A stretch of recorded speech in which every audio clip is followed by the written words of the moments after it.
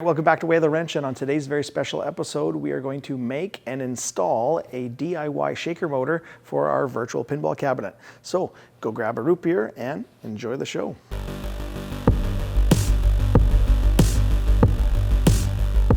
All right, so the first logical question is, what is a shaker motor? So in pinball cabinets, depending on the theme, they had a motor installed underneath that had eccentric weights.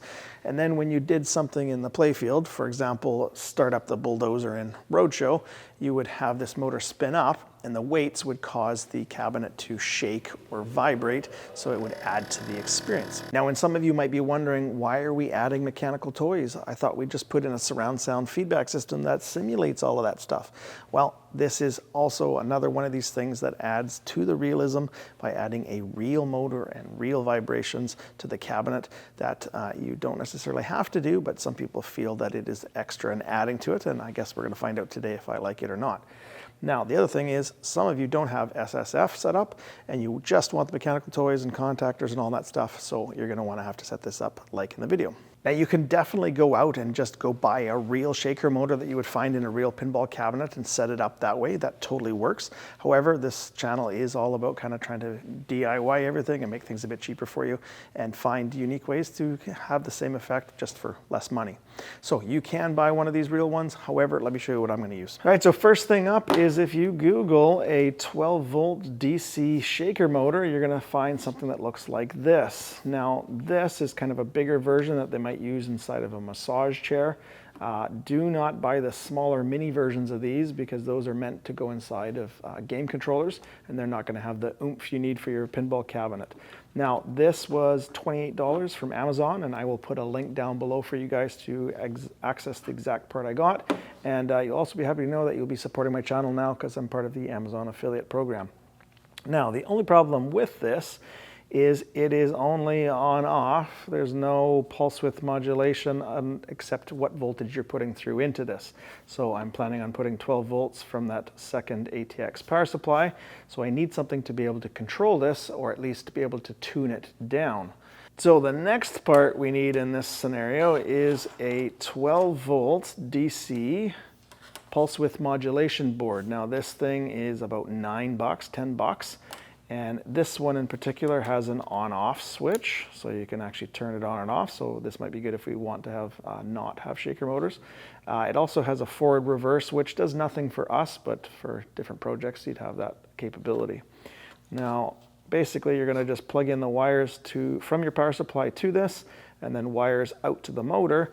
And then this little knob on the front adjusts the potentiometer so that you can adjust how much voltage is going to the motor, hence how hard that thing shakes. So I'm planning on putting this near, or at least accessible through the coin door, so that once I got it all set up in here, I can adjust the shaker motor to the strength that I want with this knob here. On the underside of this board, it tells you what needs to be put. So basically the power supply coming in is going to be the negative out here, then the positive.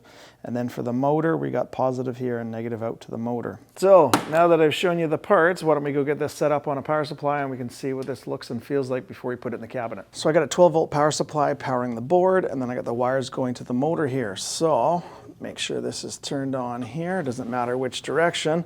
And from the start, we start pulse width modulating a certain percentage amount of power going to it. So that's probably just a volt or two.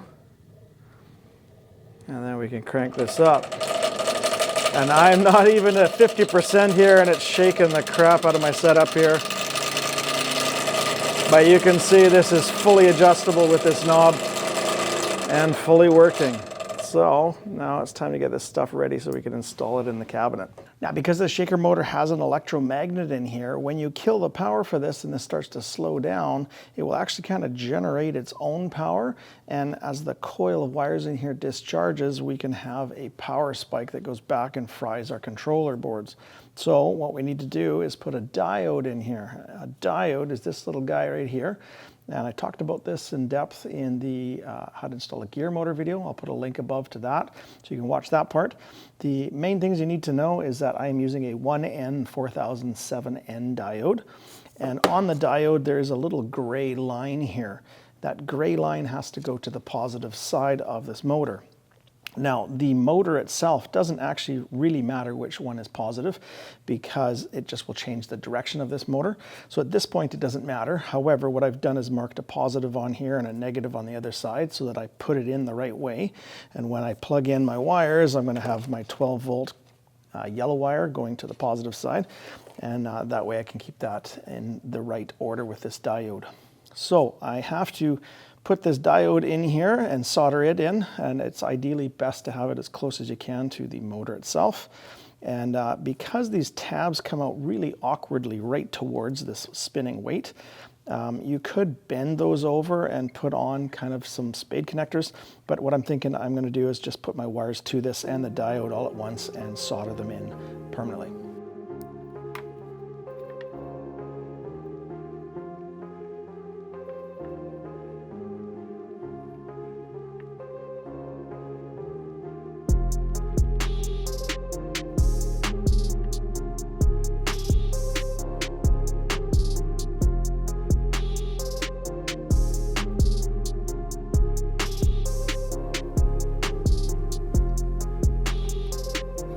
Now, as for where the shaker motor is going to go, I would think that it would have to be closer to the front or at least kind of halfway down the cab, so that way you can feel the full effects of the shaker motor. Now, you might be running out of space by this point, so depending on how big your cab was designed. Now, I've got some room over here and over here, so I'll probably end up putting it right in this spot here. Now, as for mounting this, when you go to mount it in MJRnet, they suggest to put it this way, which would make sense because these eccentric weights will cause shaking this way, so you should be able to feel that. I am a little concerned about if this is too powerful, it might actually affect my nudge on my KL25Z, so we'll have to just see how that is. Hopefully I can just tune it down to where it feels nice and not have that problem. Or you could mount it like this, which might make it less effective and less shaking going on, but it might not affect your nudge so much. So I'll just have to see. But I am going to mount it this way in the cabin on the bottom of the cabinet here. Now, how you're going to mount this to the actual bottom of the cabinet, there's a couple options for you. You could go and get some 1-inch conduit straps. Those will fit nicely over this. However, the only problem is that you're going to force this against the bottom of the cab, but the eccentric sticks out just a touch bigger than the outside casing of the motor. So you will have to elevate this even just 1/8 of an inch or 1/4 of an inch off when you strap that. So be aware of that. So there's that option. These are really quite cheap. Or the other option is you get yourself a couple of these muffler brackets or they're exhaust U-bolts. And they've got a curved shape in it. These ones here are 2-inch diameter, and basically you're going to be able to put it like this. And it's going to have a piece on the bottom that's going to already elevate it that 1/4 of an inch up so that these eccentric weights are not hitting the bottom of the cabinet. And there is enough left over here on the length that I have more than enough to get past the 3/4 inch thick bottom piece of the cabinet. And then I've got my bolts underneath to tighten it up. So if I put 2 of those on here, that'll be more than enough. In fact, as you're tightening these up, you're gonna have to be a little careful that you don't squish the crap out of this motor, otherwise it won't work anymore. But with 2 of these and a nice snug fit, this should hold it really, really nicely. So now I gotta figure out where I'm gonna be drilling so I don't drill into something underneath like my LED strips.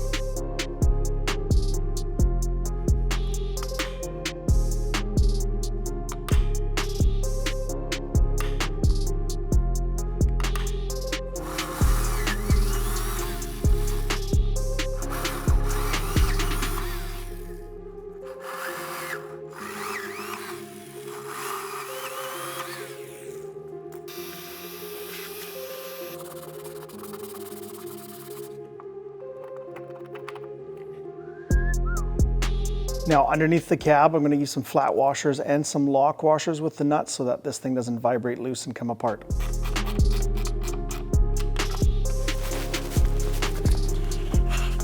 All right, so keep in mind that I was not out here reefing on this. That's a great way to just destroy that motor. So just kind of creep out maybe a couple inches past and just very delicately tighten them up each and make them even and kind of gauge how tight that is, because you're going to crush that sheet metal motor if you're going way out here. So we're going to use these PCB mounting feet just to lift the board off the shelf there and make it nice and secure to the board as well. And we're going to position this somewhere near the front so we can have access to the knob on the front. All right, now as for mounting this pulse width modulation board, I got a space right here that we can use, and I'm kind of thinking if we keep all of the knobs just coming off, they'll kind of all look the same. And then, so somewhere like that. And then this, it really does have a place to be mounted into kind of like a piece of sheet metal, not 3/4 inch wood. So maybe just to keep this clean, we'll do the hole from underneath like we've been doing on some of this stuff. That way we can route these wires and the wires from the 12 volt and ground to this board from underneath. And we'll put this through from underneath, and I'll make a little sheet metal bracket so this can be attached and put right underneath the shelf.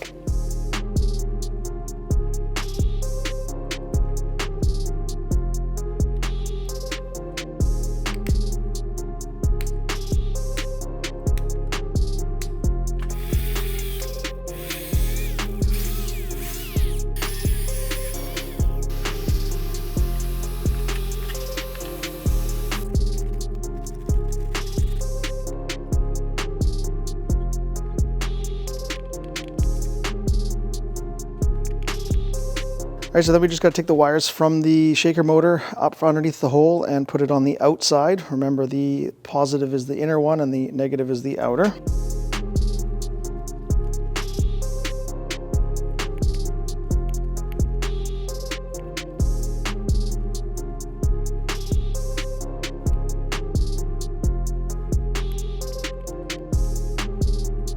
And we also don't want these wires getting tangled up in the eccentrics, so we're gonna just kick these over to the side and just use a zap strap to keep it out of the way.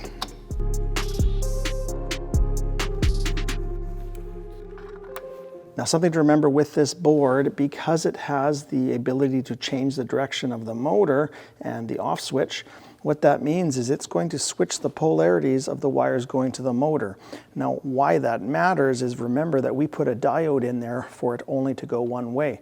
So off camera, I ran it and it actually didn't run. And so I very quickly shut it off, and I figured that's what it might be. So just to prove your point, you're going to select it one of these directions here. Get yourself a multimeter, set it to 20 volts DC, and then put your positive and negative where it should be, with the positive on the inside one. And if you look at the meter, you'll notice it says negative 12.7, right? And that's because the polarity is the other way. So we can't have that going to the motor like that. So we're going to switch it on the switch here. And now when I recheck it, it should just say 12 volts and not negative. There we go, 12.7. So that's something you're going to really want to check, otherwise your thing is not going to work. And I'm not sure if it actually would fry anything as well. So just make sure that this polarity is right. And because that's that crucial, I'll probably mark this on here so that it actually doesn't actually get removed from that direction. Okay, still hooked up with a temporary power supply. We can give this a test now. Oh yeah, there we go. Perfect. Okay, let's finish up the wiring to the actual 12 volt and ground in the cabinet here then. All right, to get the 12 volt power to our pulse width modulation board and then ultimately to our shaker motor, we are going to make use of our Sainsmart relay board that we put in a couple of videos ago. If you don't know what I'm talking about, I'll put a link up above so you can go watch that video. Now, we used relay 1 for our gear motor, so we're going to hop over to relay 2. And when we're looking at the R2 relay here, there's 3 connections, so we're going to use the center one and the left one. That way we can get the positive power flowing to our boards when the computer deems it necessary, when there's a table that needs it. So let's hook that up. One of those is going to go to our 12 volt terminal block, and the other one is going to go to our power in for our pulse width modulation board. So let's put that in now.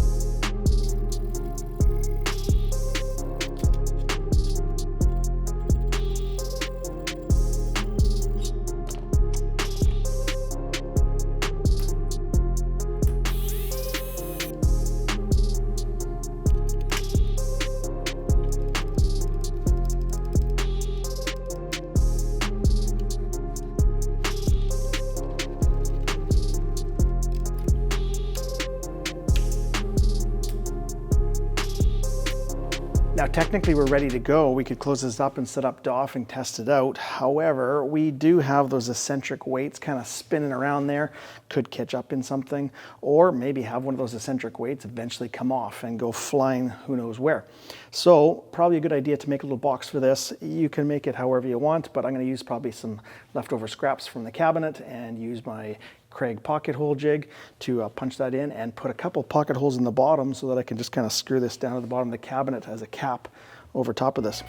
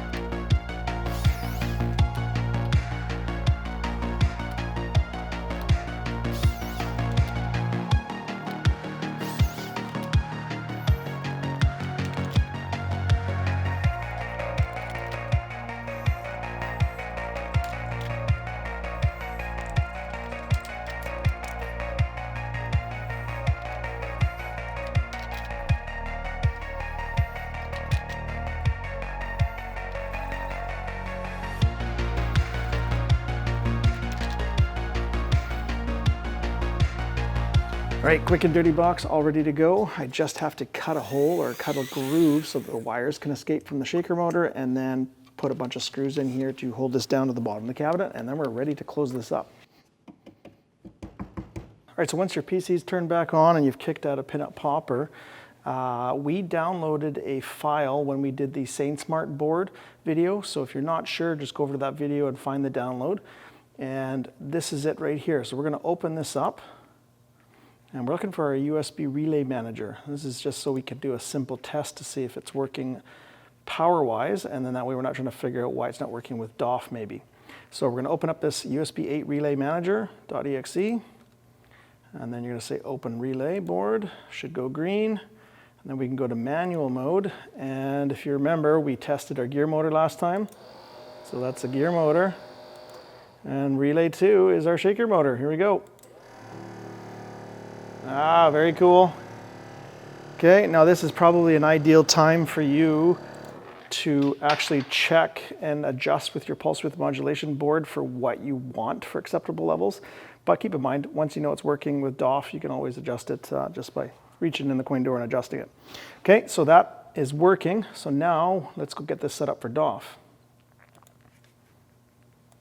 Okay, first thing we have to do is go to the config tool online. So we're gonna go to Google and we're gonna open up config tool VP Universe. And this is it right here. Once again, you're gonna have to log in with your username password. If you don't have one, you're gonna have to get this set up. Okay, once you've logged in, you are gonna go to port assignments. And you're going to select the Sainsmart board. Now keep in mind, all of this has been all set up already with previous videos. So if you are just checking in now to figure out how to do this, you're going to want to go back and watch my setting up DOF and setting up my Sainsmart videos. So this is all pre-done. So we're going to go to device, use the little pull down. There's our Sainsmart for when we did the gear motor video. We're going to click on that. And then, like I said, port 1, we did the gear motor last time, and relay 2, or port 2, is going to be right here, and we just got to select the pull down and go to shaker motor. Perfect. Now, we're pretty much done. The only thing I'm going to talk about quickly right here is this shaker motor min and max intensity. So you have to remember the way I have it set up with you guys is the Sainsmart relay. The relay is not really going to work with this intensity here. This is basically adjusting your pulse width modulation to your shaker motor. So unless you're running something like an LED whiz that has pulse width modulation to turn on and turn off the shaker motor, this is not going to work with our relays. Technically, it kind of does work. However, what's going to happen is your relays are going to be clicking away like crazy trying to pulse width modulate this. So for us right now, we're going to be leaving this, and we're essentially going to set up our shaker motor to the maximum strength that we like with the adjustable knob on that pulse width modulation board that we installed, and then we're just going to leave it. So we are essentially done here, so we are going to save this. Okay, and then we're going to generate and download the config. Okay, and then all you have to do is go to your download folder. And there it is right here. So we're just going to right-click copy this. And then we're going to go to this PC, C drive, go to our direct output folder. And then you are going to right-click and paste it right here. Okay, and then we're going to right-click and we're going to unzip this. So I'm using 7-zip, which is a free program to download. You could just extract it here. Now it's going to have a bunch of stuff that we're going to be asked, do we want to overwrite it? And you're going to say yes to all. And then that's pretty much done. We're ready to go. Now the only other thing that I need to show you here is we have a shaker motor in here, but we don't really necessarily know what tables actually have a shaker motor in them. So one way you can find that quickly, so you can download them and try this out, is you can go up to your stats, and then you can use this little pull down here, and out of 1,294 tables, we can pick only the ones that have a shaker motor.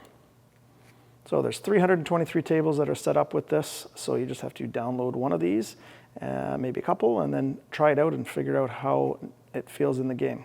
Okay, and then one last thing you might want to do is go to your File Explorer, and we're going to go to this PC, C drive, V Pinball, Visual Pinball, and we are going to open up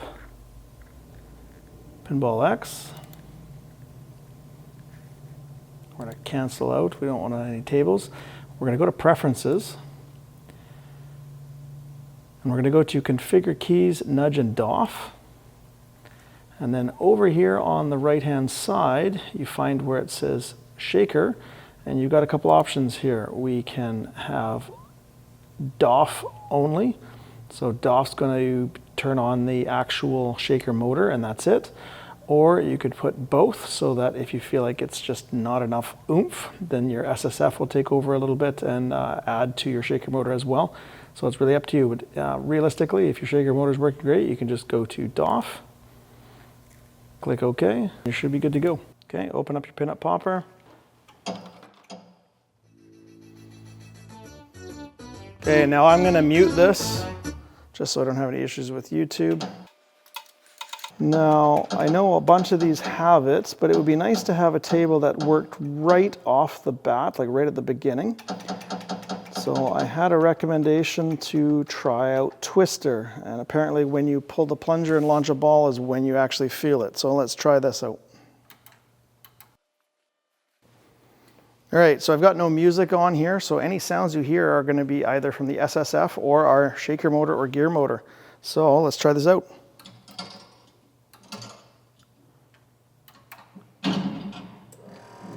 Oh, there we go, right off the bat. It seems like with this spinning kind of twister here, that's a little bit of shaker motor.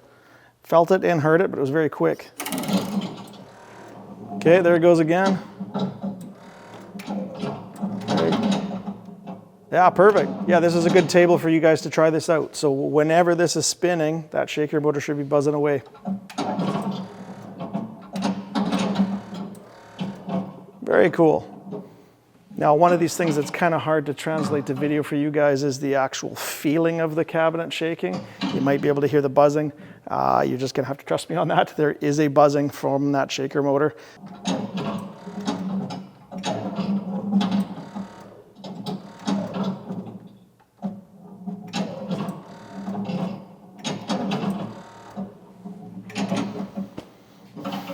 All right, let's check out another couple games here.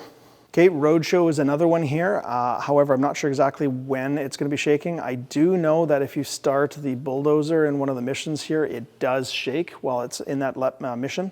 So I will play until I get to there, and then I'll probably just kind of cut it to that scene so you can hear it, and I can describe it to you.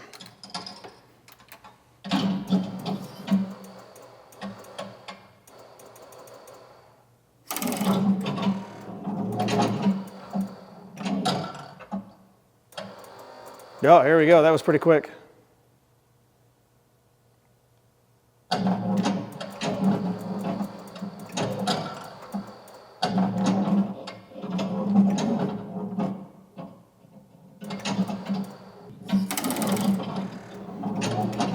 Okay, it seems like whenever you hit TED right here on these kind of drop down targets that it does a little bit of the shaking from the shaker motor.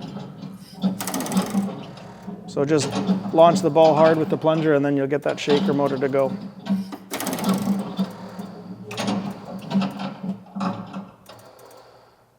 Seems like there's lots of gear motor in this one too. Cool. Okay, Circus Voltaire was also on the list, so let's see where the shaker motor's on that one.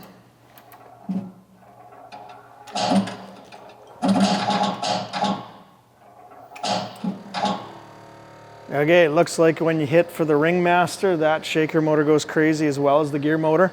So you can definitely feel it there. That's a pretty easy shot to make and try that out. So, bunch of tables to be able to start and check out your shaker motor. So we got that shaker motor installed and playing with our tables. Is it what you expected when you got a shaker motor? It's really hard to say what you expected. For me personally, I do not want this entire cabinet shaking and feeling like it's coming apart at the hinges every time I have it go off. Not to mention what that's going to do to your computer and to your GPU long term. Now, the other thing is I'm pretty happy with where I'm at right now. I just want to be able to feel it, maybe hear it a little bit. And after playing a game like Twister for a couple of minutes and finding out how often that shaker motor goes off, I would not want this thing shaking all the time like that anyway. So I'm pretty happy with my setup, but those of you that go this route and maybe want a little bit more, some options. Essentially what you're lacking is the eccentric weights are not big enough for that ultimate shake. And so you might want to mess around with trying to modify the weights a bit.